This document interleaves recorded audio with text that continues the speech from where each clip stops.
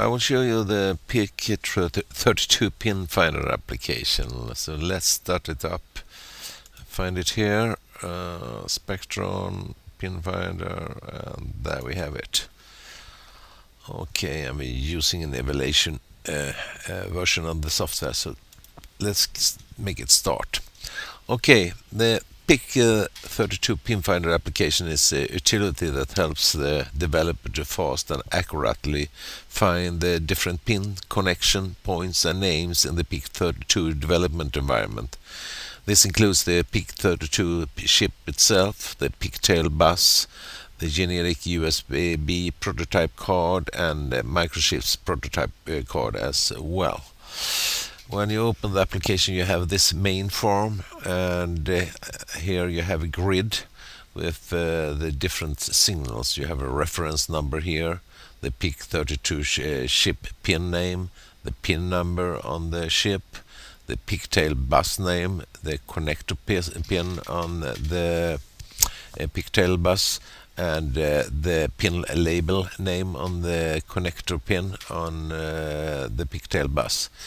And you also have the prototype card signal name, which edge connector it uses, and which card pin it uses, both for the prototype card, Microchip prototype card, as well as the generic USB card. Down here you have details for each signal. You have for the PIC32 chip, the pigtail bus, the Spectrum generic USB card, as well as the microchip prototype card. If you want, you can sort the columns by clicking on the column header like this. And if you change the row in the main grid, you can see that the details get updated for each signal. Now, if you click on the pins, you get a new window that shows the pins on the chip. For instance, in this example, I have pin number 10, and as you can see, the pin number is highlighted here on the chip pin layout window. You can also see the pin here up to the left with the label. That's pin number 10, and it's PMA5 SEK2 CN8 RG6. As you know, the PIC32 or the PIC processes can be configured to use a specific signal on the pin, and many of the pins has many different functionalities.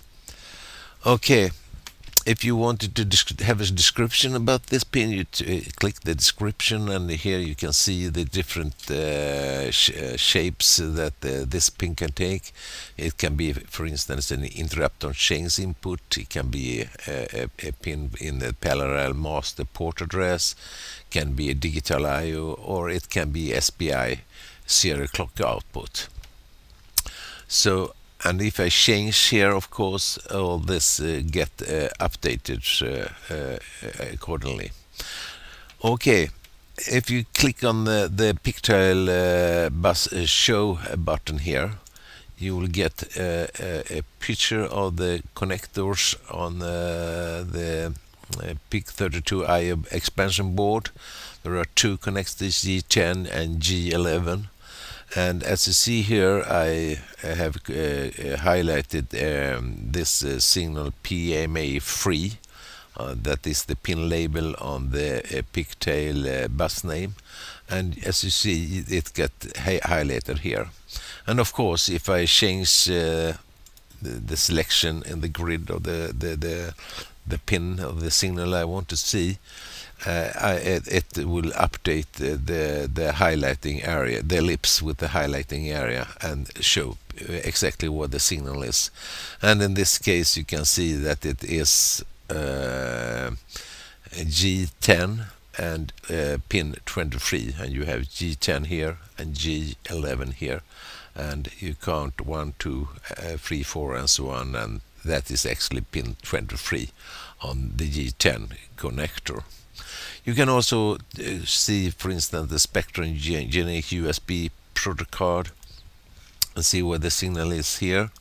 And here you have it, and in this case you can see that it's labeled RG6, and that is the good one of the good things with this application, because as you see, the signal change name between it, if it is on the chip pin layout, if it is on the IA expansion board, or if it is on the prototype card. And in this case you can see that the RG6 is on U2. This is U2 connector, and here you have the U3 connector. In this case this is U2, and it's a pin number 18. And it also, you can see that it uses the card H connector number 35 on the odd side, and the odd side is actually the side that is shown in the picture. And of course, if you want to show the microchip prototype card, you can do that as well, and then it looks like this. In the bottom here you have a search function. For instance, if I say AN, like analog, and do a search for that, I will get up 23 records, and all signal names that has the AN letters in it will show up. And here I can see that if I want to use AM3, for instance, and wonder which signal is that on my Spectrum generic USB card, I can see that it is here on connector U2 and on pin U2, sorry, and on pin 7. So that's about it. The application has, of course, a data bus with all connection information for the various signal pins and names. And the problem that the developer faces is that there are many signals, about 100. There are 100 pins for the PIC32MX3XXLL chip, and most of the pins has multifunction capabilities. Not only that, but as you noted here, sometimes the signal for a certain pin changes name depending if you look at the chip pin, if you pigtail bus label, or if you look at the test point connector or prototype card, etc. So that's about it. Here up you can use the menu to do the different things as well. And of course there is a help file, and with quite a lot of details about some more functionality that I don't show here, and as well as a little about screen. So folks, I think that concludes the thing, and thank you for your attention. Bye bye.